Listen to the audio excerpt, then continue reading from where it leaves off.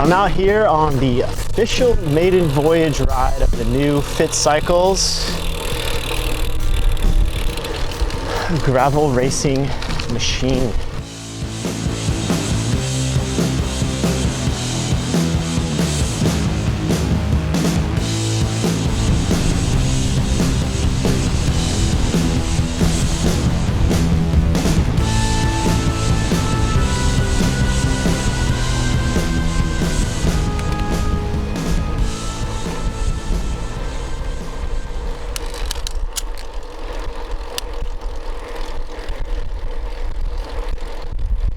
Morning.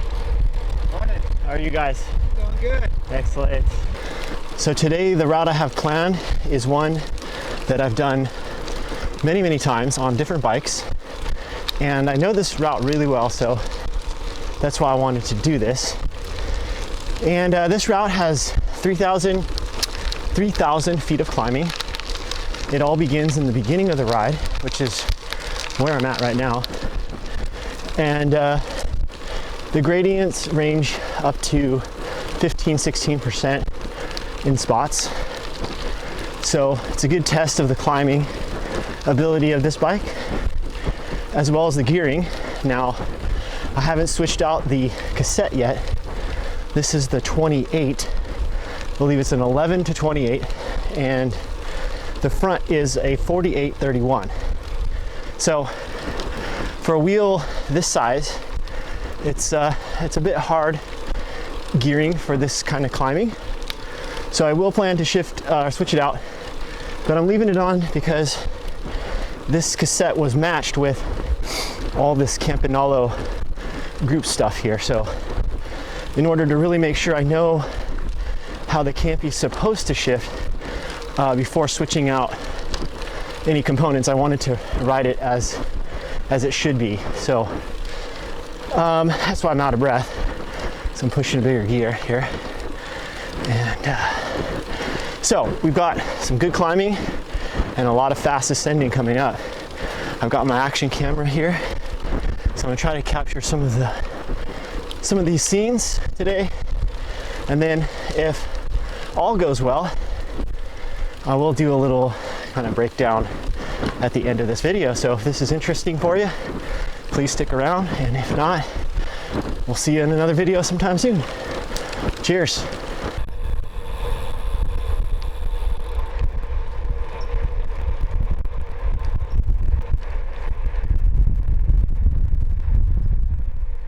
All right, so I want to just show you how this bike is shifting, so you can get an idea of the setup here, how well it shifts or not. So right now I've got it in the small ring in the front, and let's just shift through the rear cassette here and just see how it's shifting. I'm gonna put the camera, let's see, can I film it while I'm shifting? Yeah, let's try it. Might not be very easy, but you know what, let me slow down right up here. Okay, here it is. All right, let's try shifting through the gears. Okay, so that's all the way to the top.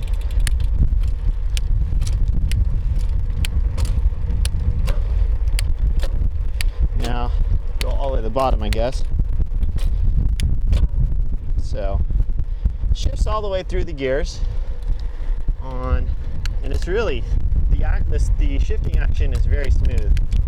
You can do a bunch of them at once, or just one at a time. Going down is super smooth. Then on the front, let's try the front one. So we're in the small gear. Go ahead and shift into the big ring. So as you can see, it just shifted right in. Shifted to the small ring. Trying to get my knee out of the way. Shift the small ring, and then shift the big ring, and then here's what it looks like on the button side. So I don't know, that's pretty dang good shifting if you ask me. So I would say that's really good shifting.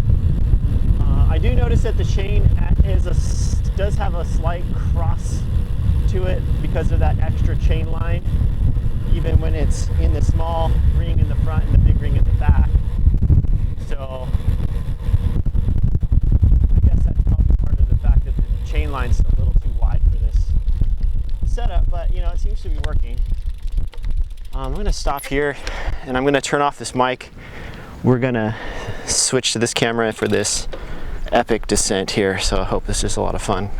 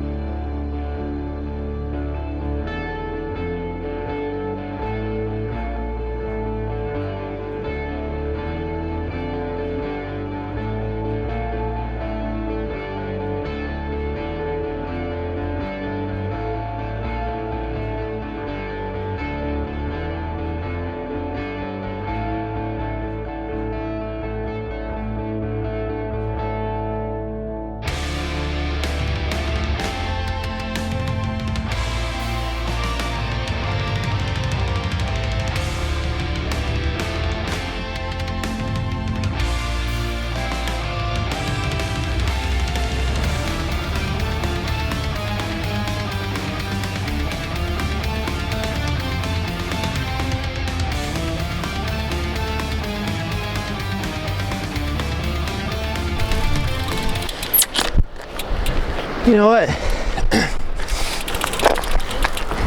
This would be a great spot for a photo.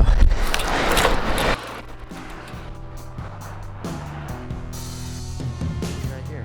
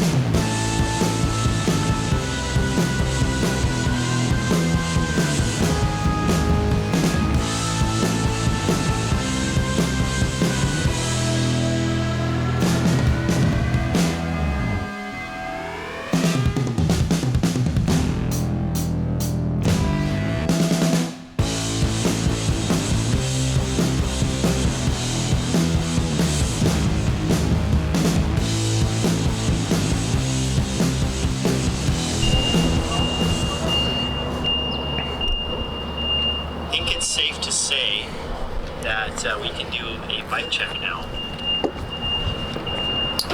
I was waiting until I had a chance to do this ride before I went into all the parts, because I wanted to make sure that I knew if things would actually work or not, and just have a basic idea of how they work. So I'm going to run through the parts here really quick, and then I'm going to talk about a few things I've noticed after doing this ride today. So we'll start from the, I guess, from the front, from the cockpit. As you can see, I have the Campagnolo Chorus 11-speed ergo shifters, and these are used, and I don't know exactly what year they were made, but they are, I think if you look at them and you're a campy person, you probably can tell. And sorry, I don't know much more about that. These are new to me, but they are fairly used and old. The handlebars are new, and this was a Data gravel specific handlebar. This one is 42 centimeters wide, and it does have a slight flare outwards, not extreme in any way, but it does have a slight flare. The bars are aluminum, and I have a Data stem, which you probably saw in some of the other videos I made if you watched any of those. So not too much to say other than it's got a -8-degree angle to it, and it's 100 millimeters long. The bar tape was actually just used. I had a bit of old bar tape, and I threw it on here because I didn't know if the cables and everything were routed the way I wanted, and I didn't want to, put new bar tape on and then have to tear it off because I want to redo some cable routing or something. So this is just some old bar tape I didn't throw away, and I don't know what it is, but it's actually a pretty nice bar tape. So anyway, moving on.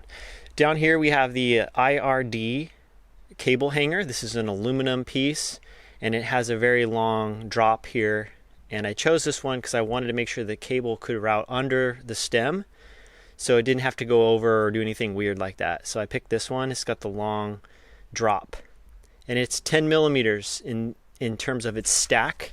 So if you're curious about how much extra stack this is going to add, it's 10 millimeters roughly, and then that's a 10 millimeter spacer. And then this is another 10 millimeter spacer and a 5 millimeter spacer.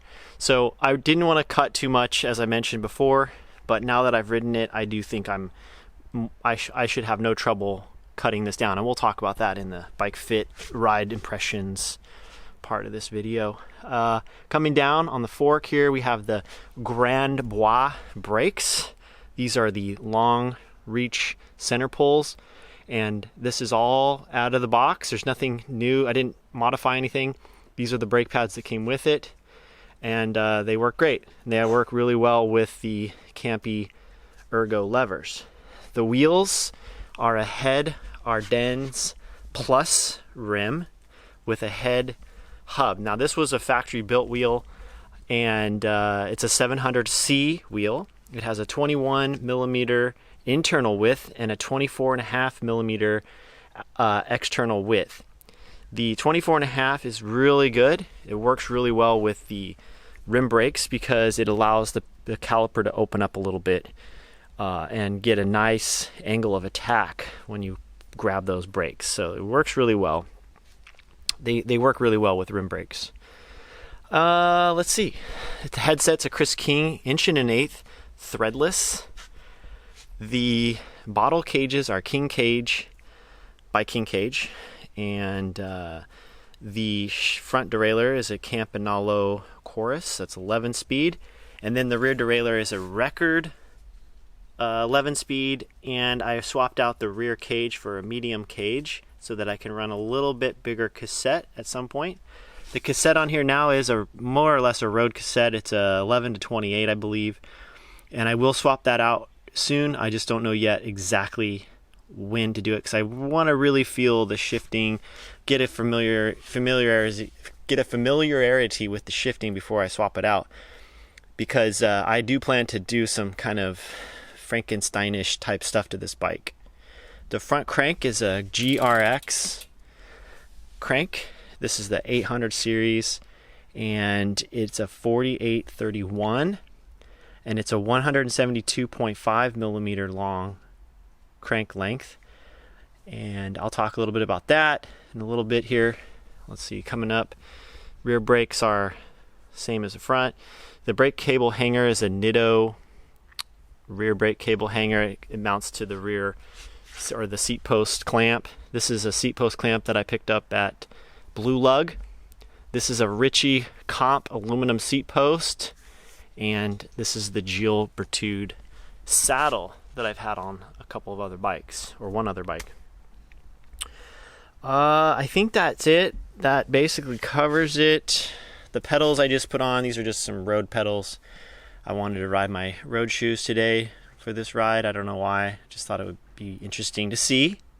So that's it. I think that covers the bike components. So let's talk a little bit now about the geometry and some of my ride impressions. So starting at the head tube, this is a 72.5 degree head tube, and the head tube length's 180.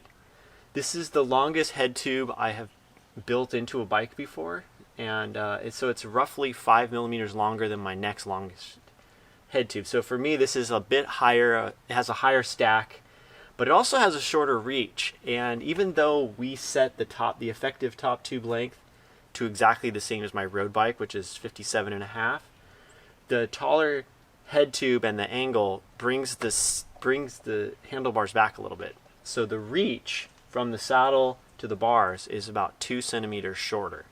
And with all this stuff in here, all these spacers, right now it's actually about 40 to 60 millimeters higher than my other bike. So it has a higher stack and a shorter reach. So it's really kind of more upright for me. The fork is 395 millimeters long, and it was designed for these larger tires. The bottom bracket drop is 78 millimeters, and the chainstays are 43.5 centimeters. The seat tube is 73.5, and John suggested going a little bit steeper because it would give us a little more tire clearance here. And so that, with the 43.5 centimeter stays, gives us really some nice tire clearance in here.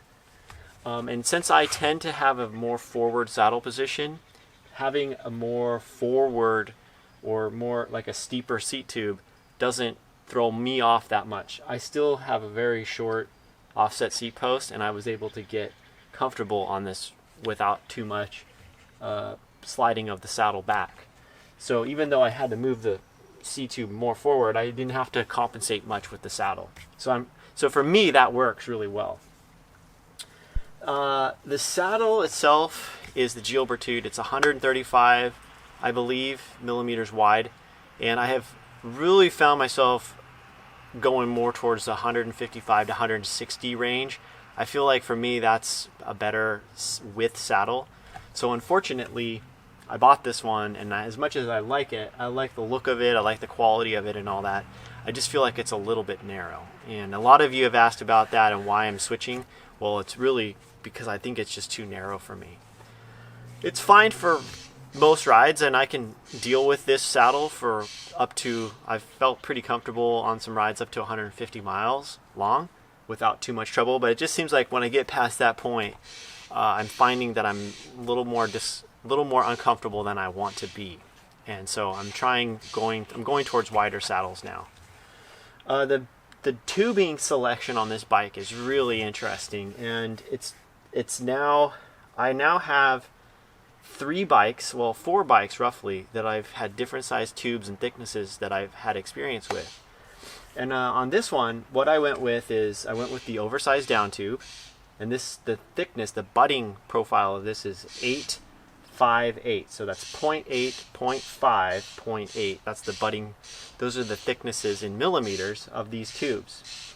And it's an oversized down tube. So that means the standard down tube would be 28.6, and this is 31.8. So 31.8 millimeters. Now the top tube, we stuck with the standard diameter. This is 1 inch or 25.4 millimeters, but it's very thin. This is a 7.47, so 0.7 millimeters on the ends and 0.4 millimeters at the middle part here where it's thin. So this is a really thin tube, and I was a little concerned that it would make this bike too flexible, even though we oversized the down tube. But today, riding it, I have to say, I am pleasantly surprised at this combination. So out of the saddle climbing, the frame feels very stiff. The bottom bracket does not flex as much as my other bike that has the standard diameter down tube. Even though it's the same thickness as this one, that 28.6 down tube is much more flexible, and you really feel it in the bottom bracket swaying when you're climbing, especially out of the saddle. With this one, it feels a lot like my stiffer road bikes. The larger diameter wheels plus the larger bottom bracket drop, this is 78 millimeters, really gives you that kind of in the bike feel, much more than my other bike, which has it has 65 millimeters of bottom bracket drop, and it has the 650B wheels. So with that combination, you feel more on top of the bike. It feels more like you're sitting on a more high performance road bike, for example. This definitely feels like a gravel bike, and as far as the geometry goes, it feels a lot like the Niner RLT that I test rode a few years back. The front of this bike feels very much like that one did.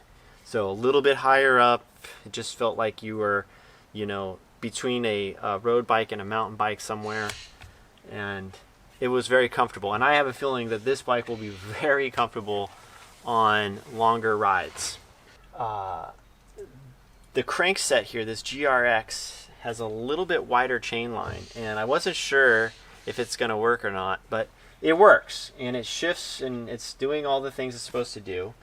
I do notice that the chain is at a little bit more of an acute angle than it may be with the proper crank that goes on with this, with the proper chain line. So I don't know how much of a problem that's going to be long term, but it did work, and I was able to ride the bike today. The front trail, it's 60 millimeters. So the front fork has a 50 millimeter offset.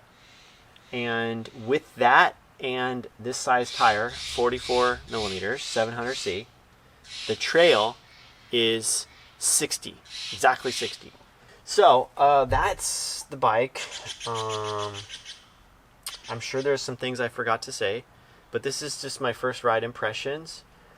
I am really pleased with it. I think it's going to be a great addition to my bike lineup, and I'm looking forward to just kind of fine-tuning some of the front end on it, and maybe the shifting, and that's it. I think after that it's ready to go do some grasshopper racing next year. I think this is the bike for the Grasshopper Adventure Series. Alright everyone, I want to thank all of you for watching this series. I hope this was a lot of fun, and hopefully I'll see some of you out on the road soon. And anyway, until my next video, have a great day, have a nice afternoon, have a great evening, and I'll see you soon.